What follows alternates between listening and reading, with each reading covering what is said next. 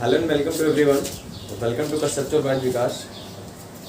आज हम लोग इस वीडियो में अपना नेक्स्ट टॉपिक, नेक्स्ट चैप्टर पूर्णांक स्टार्ट करने जा रहे हैं। ये हमारा क्लास 6 का 6 चैप्टर है, छठा चैप्टर है। ठीक है, तो आइए देखते हैं पूर्णांक।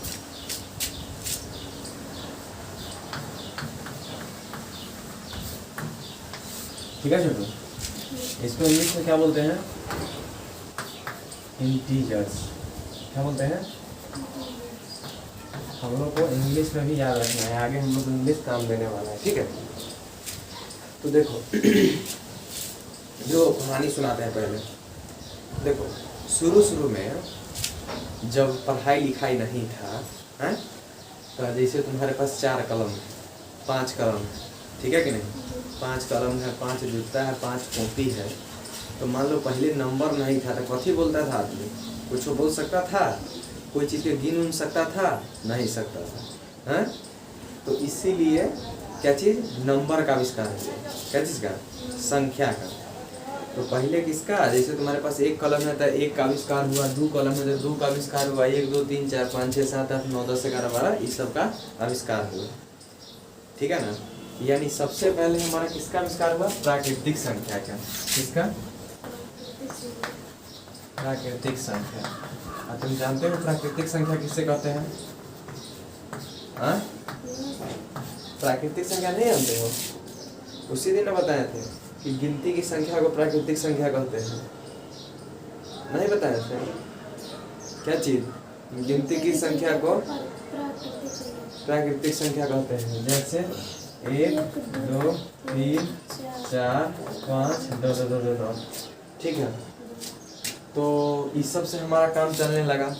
ठीक है, लेकिन फिर जैसे तुम्हारे पास 1 भी रुपया नहीं है, जैसे तुम स्कूल गए, तुम्हारे पास 1 भी पेन नहीं है, मैम पूछी कि तुम्हारे पास, छोटू बेटा तुम्हारे पास कितने पेन है? तो आपने उत्तर दिया, आपने क्या जवाब देगा? 0। लेकिन हमारा संख्या में 0 आविष्कार हुआ नहीं। तो इसीलिए एक नया संख्या आया जिसको हम लोग बोलते हैं पूर्ण संख्या। क्या बोलते हैं? पूर्ण संख्या। इसमें कुछ नहीं, हमारा इतना संख्या तो रहेगा, साथ में वो क्या लग जाएगा? 0। आ रहा है बात समझ में? तो ये अपना क्या हो गया? पूर्ण संख्या। चलो अब मान लो ये तो हो गया पूर्ण संख्या। लेकिन मान लो तुम उस दिन गया क्लास में, तुम्हारे पास पेन नहीं था, तो तुमने क्या किया कि अपने दोस्त से एक काला और एक ब्लू कलम ले लिया। ठीक है, तो अब अगर कोई पूछे तुम्हारे पास कितना कलम है, तो 2 तो है, लेकिन क्या अपना है? नहीं। वो तुमने क्या लिया? पैंचा लिया है। क्या लिया है? कर्जा लिया है। तो उसको हम गणित में कैसे दिखाएं? अगर हम 2 लिख देते हैं तो फिर उसमें अंतर कैसे समझ में आएगा कि ये तुम्हारा अपना कलम है कि किसी से पैंचा मांगा है?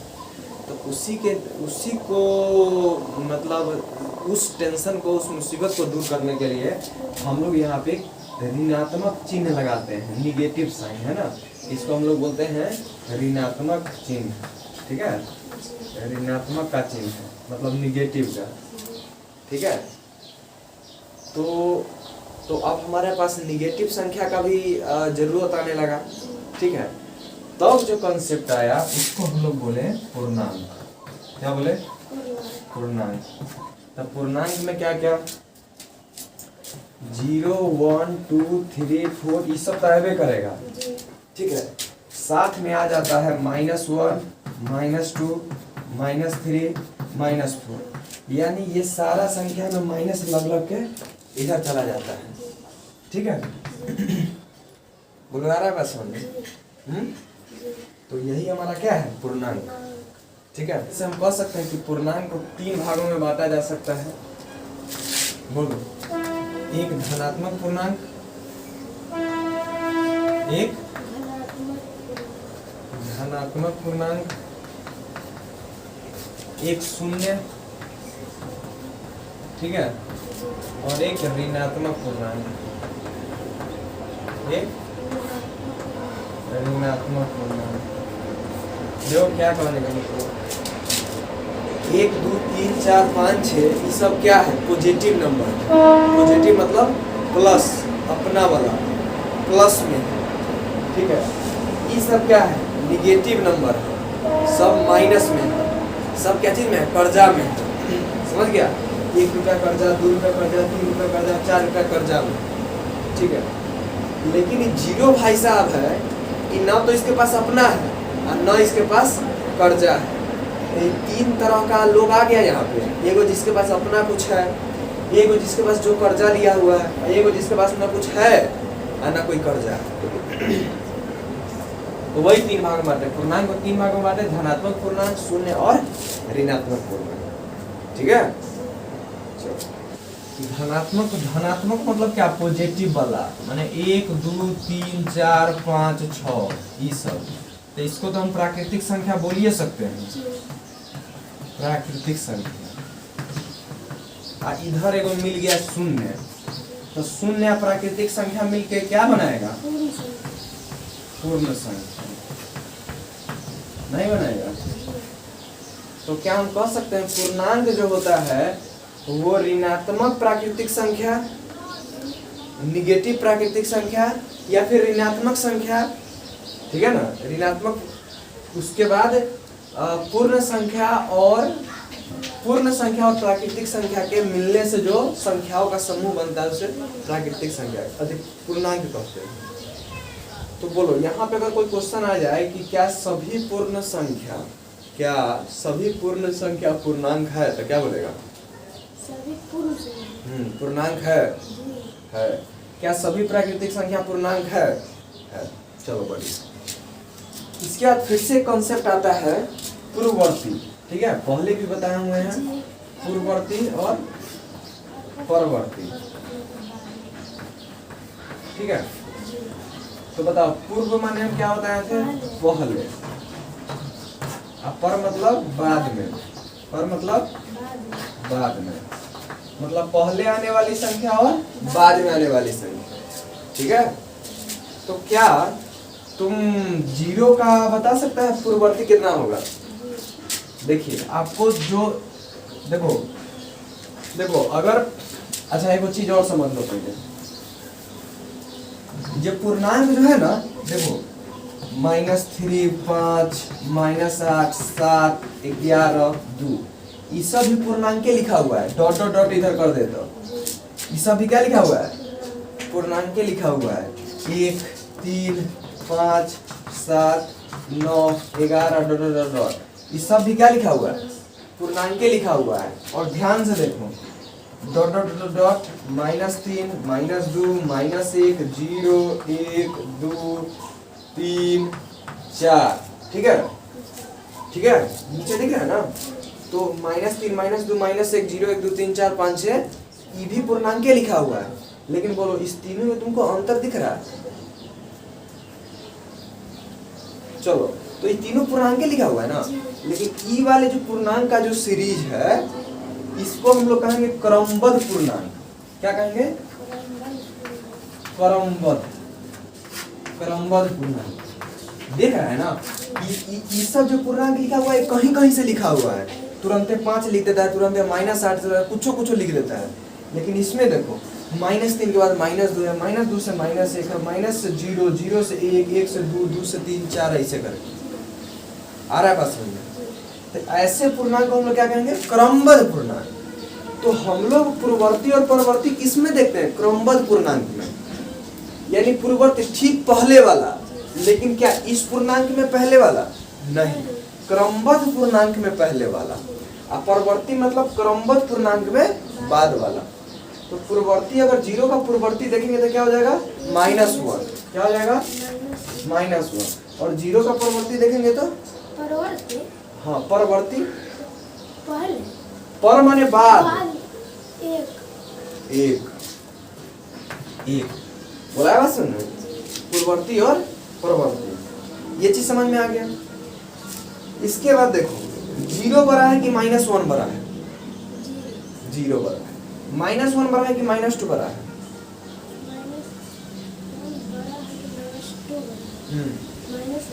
-1 बड़ा है। Very good. 2 बड़ा है कि 1 बड़ा है? 2 बड़ा है कि 1 बड़ा है? जब माइनस 2 2। 1 बड़ा है कि 4 बड़ा है? 4। ठीक है ना। तो गणित में बड़ा और छोटा को दिखाने के लिए एक चिन्ह का प्रयोग करते हैं। जैसे देखो -3 बड़ा है कि -2 बड़ा है, वो बॉक्स दे दी, ठीक है। तो देखो ये चिन्ह होता है ऐसा ऐसा, ठीक है। देखो जिधर मुंह खुला हुआ रहता है ना, देखता है इसका मुंह इतना खुला हुआ है, इसका इन्ने मुंह खुला हुआ है, तो जिन्ने मुंह खुला रहता है वो वाला क्या होता है? बड़ा होता है, ठीक है। जिन्ने मुंह खुला रहता है वो बड़ा होता है। चलो तो ध्यान से देखो, -3 बड़ा है कि -2? तुम्हारे पास 2 रुपया कर्जा हो तब ठीक, 3 रुपया कर्जा हो तब ठीक, 2 रुपया हो तब ठीक। तो बड़ा कौन हो गया? ये। तो बड़ा बाबू कौन हो गया? ये, जिसके पास 2 रुपया मात्र कर्जा है, 2 बड़ा हो गया। तो यह बड़ा छोटा को दिखाने के लिए कौन सा साइन का प्रयोग करते हैं? ये सब चिन्ह का प्रयोग करते हैं, ठीक है। उसके बाद 5 बड़ा है कि 8 बड़ा है? तो 8 बड़ा है, ठीक है ना। तो बड़ा छोटा को दिखाने के लिए इसका प्रयोग करते हैं। तो फिर हमारा संख्या रेखा पर, समझा, संख्या रेखा पर पूर्णांकों का निरूपण मतलब प्रदर्शित करना, ठीक है। निरूपण। अब ध्यान से देखो, तो जब हम बात किया करते थे प्राकृतिक संख्या की, किसकी? तो एक रेखा इसे खींचते थे, आज स्टार्टिंग करते थे किससे? 1 से। 1 2 3 4 5 6, ऐसा ही देख रहा है, ये आगे बढ़ रहा है, तीर लगा हुआ है, इसका क्या मतलब? अनंत ले जा रहा है। तो हम 6 तक रहने देते हैं, ठीक है। तो जब प्राकृतिक संख्या को संख्या रेखा पर निरूपण करते थे तो 1 से स्टार्ट करके आगे बढ़ते जाते थे। फिर पूर्ण संख्या की बात आती थी तो स्टार्ट कहाँ से करते थे? 0 से। तो सबसे पहले हम लोग क्या लगाते थे? 0। सबसे पहले क्या लगाते थे? इस प्रकार हमारा पूर्ण संख्या का संख्या रेखा पर निरूपण होता है। अब बात आ गया क्या? अब बात आ गया क्या? निगेटिव पूर्णांक का। तो पूर्णांक में तो ये सब है, ये है। अब इधर भी संख्या आएगा, कौन कौन आएगा? -1 -2 -3 -4 -5, ऐसा इधर का -6 -7 -8, ठीक है। बोलो आ रहा है बात समझ में नहीं? तो इस प्रकार से हम लोग इसको पूर्णांक को संख्या रेखा पर प्रदर्शित करते हैं। आवाज सुन में 0 को बीच में रखते हैं और 0 के दाहिने साइड क्रमबद्ध, ऐसे नहीं कि 5 4 9 12, ऐसे नहीं, क्रमबद्ध। चाहे प्राकृतिक संख्या का निरूपण करो तब भी क्रमबद्ध, कोई भी संख्या का निरूपण करो तो क्रमबद्ध तरीके से, ठीक है। चलिए, तो 0 को बीच में रखना है, उसके बाद पॉजिटिव जो भी पूर्णांक है उसको ये ऐसा कौन क्या कहेंगे? धनात्मक। धनात्मक मतलब पॉजिटिव, धनात्मक मतलब क्या? पॉजिटिव। और ये सब ऋणात्मक मतलब निगेटिव, ठीक है। तो 0 के दाएं साइड धनात्मक और 0 के बाएं साइड ऋणात्मक। इतना बात समझ में? अच्छा एक बात बताओ, 0 से हम जैसे जैसे दूर जाएंगे हमको बड़ा संख्या मिलेगा कि छोटा? बड़ा। 0 से जैसे जैसे बाएं साइड में जाएंगे तो हमको बड़ा संख्या मिलेगा कि छोटा? छोटा। बुलाया बस, ठीक है।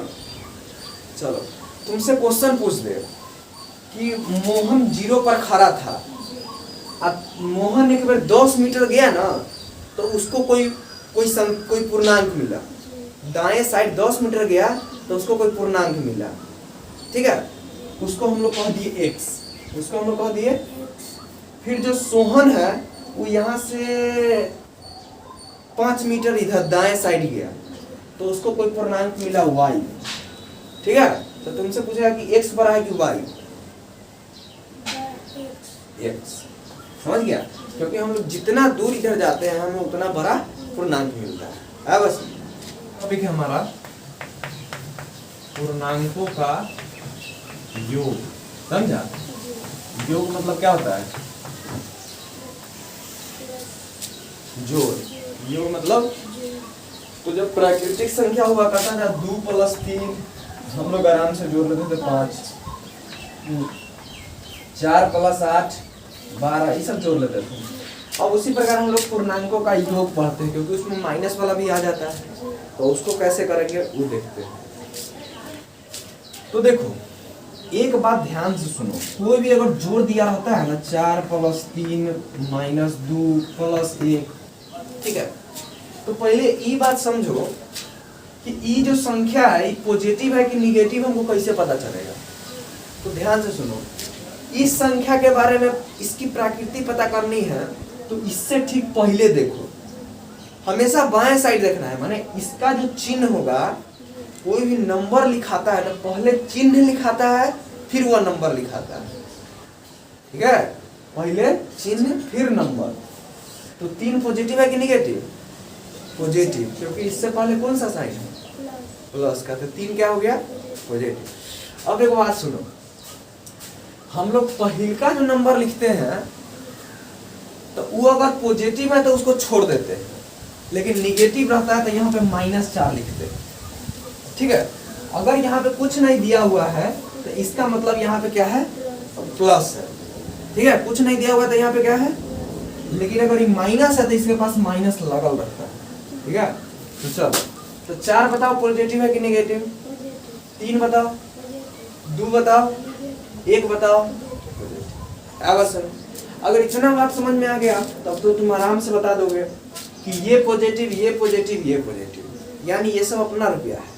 तो 4 रुपया जोड़ 3 रुपया 7 रुपया, 7 रुपया 1 रुपया 8 रुपया, 8 में से 2 गया तो 6 रुपया। बोलो, इस तरीके से आंसर लिख लेगा। आया बात समझ? चलो मान लो यहाँ पे दिया हुआ -2 + 3, ठीक है, -2, या फिर ऐसे दिया गया है -2 और -2 + 3। इसका मतलब समझा ही क्या है? इसका मतलब कहा कि -2 रुपया है, ठीक है। देखो, जैसे मान लो तुम गेम खेला, तुम एक बार -2 रुपया जीता, एक बार +3 रुपया जीता, तो दोनों को जोड़ दो। हाँ, यहाँ पे देख रहे हैं ना क्या चीज का साइन का है? जोड़ दो।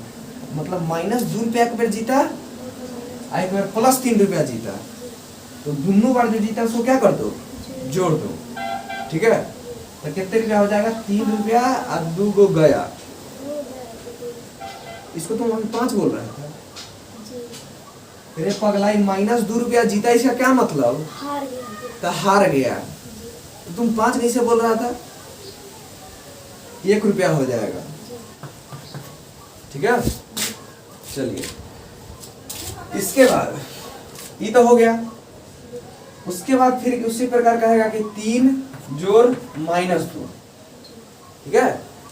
एक बार आप 3 रुपये, इसके पहले पूछो नहीं है, मतलब प्लस का साइन है, तो 3 रुपया जोड़ -2 रुपया कितने हो जाएगा?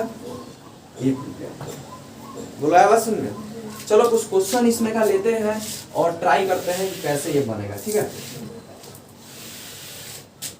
चलो, पहला क्वेश्चन है -7 जोड़ +7। बोलो इनसे। पहले 8 रुपया जीते, फिर 7 रुपया हारे, तो हमारे पास क्या हुआ? 1 रुपया बच गया। 1 रुपया अभी भी हम जीत में है। अगला क्वेश्चन है -9 जोड़ +13। बोलो, 13 रुपया जीता, एक बार 9 रुपया हारा, कितने हो जाएगा? हैं? 4। अच्छा, अगला क्वेश्चन है क्या चीज? चलो, अगला क्वेश्चन है -7 जोड़ -7। बोलो, -7 जोड़ -7 कितने होगा? 0। कैसे 0 हो जाएगा? 7 को रुपया इधर हारा, 7 को रुपया इधर हारा, कथी जोड़ दिया था? 7 रुपया हारा, 7 रुपया हारा तो तुम जोड़ दिया, तो जोड़ दिया तो कितने हो गया? 0 रुपया। 1 रुपया नहीं हारा,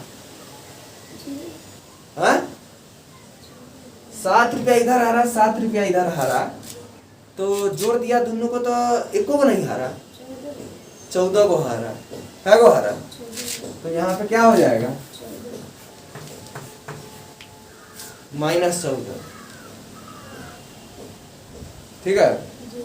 इसको और अच्छे से समझने के लिए एगो चीज समझो कि जब कभी भी दो गो गणित में सॉल्व करते करते 2 गो साइन आपस में टकराए, या तो 2 को प्लस टकराएगा तो ये दोनों मिलके प्लस देगा, या तो 2 को माइनस टकराएगा तो ये दोनों मिलके प्लस देगा, या तो 2 को क्या टकराएगा?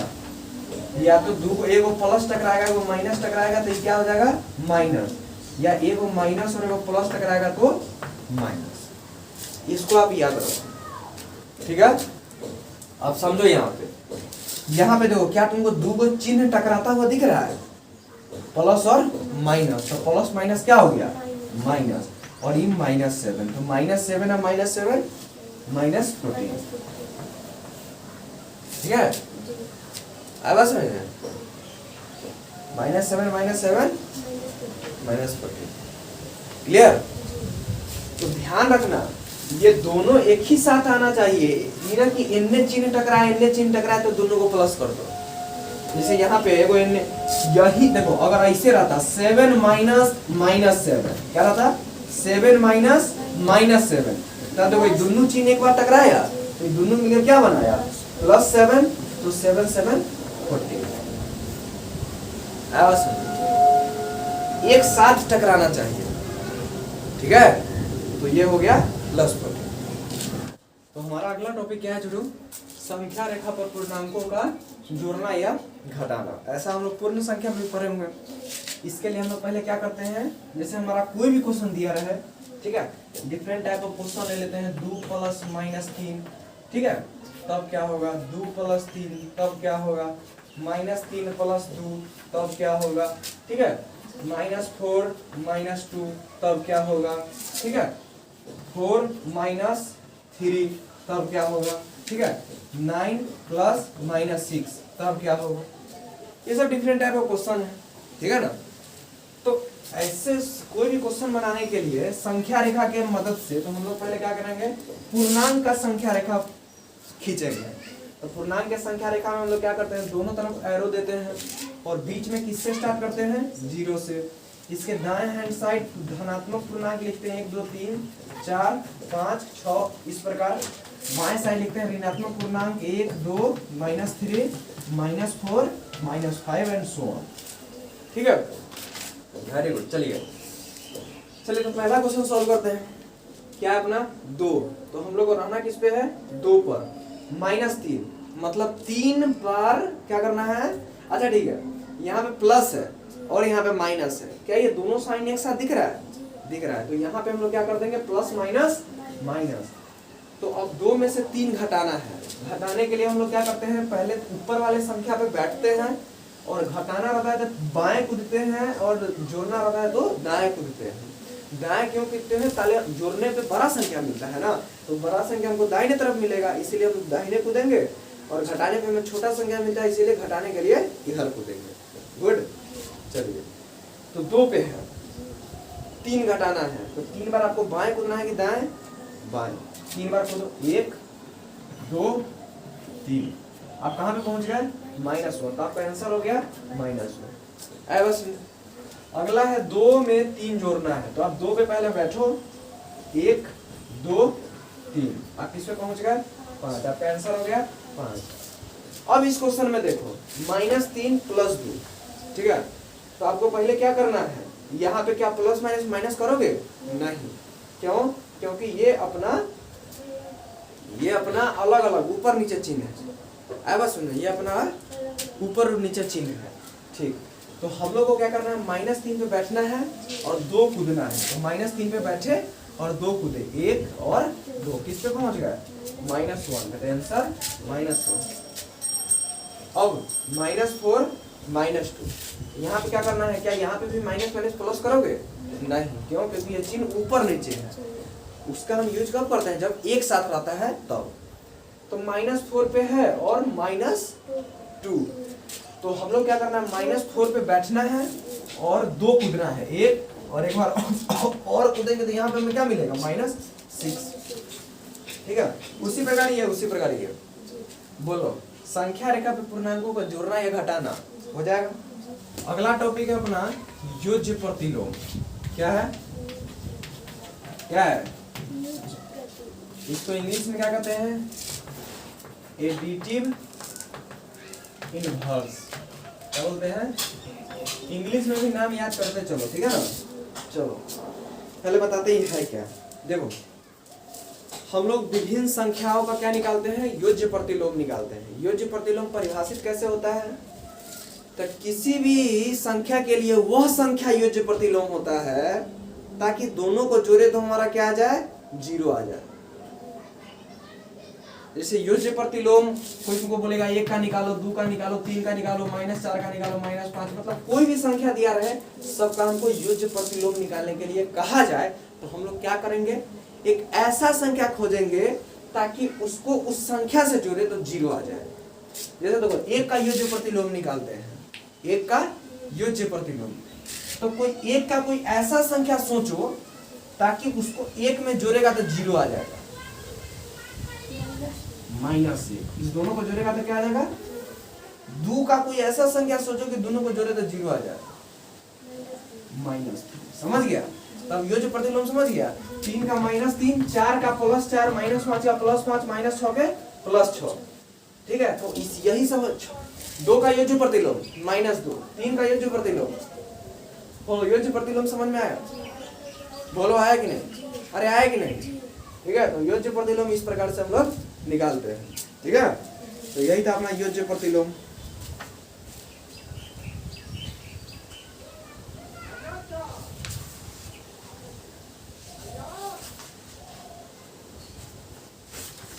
ठीक है, तो इस प्रकार हमने पूर्णांक चैप्टर को पूरी तरह से अच्छे से कंप्लीट कर लिया है। कहीं पे कोई डाउट, अरे कोई डाउट है नहीं।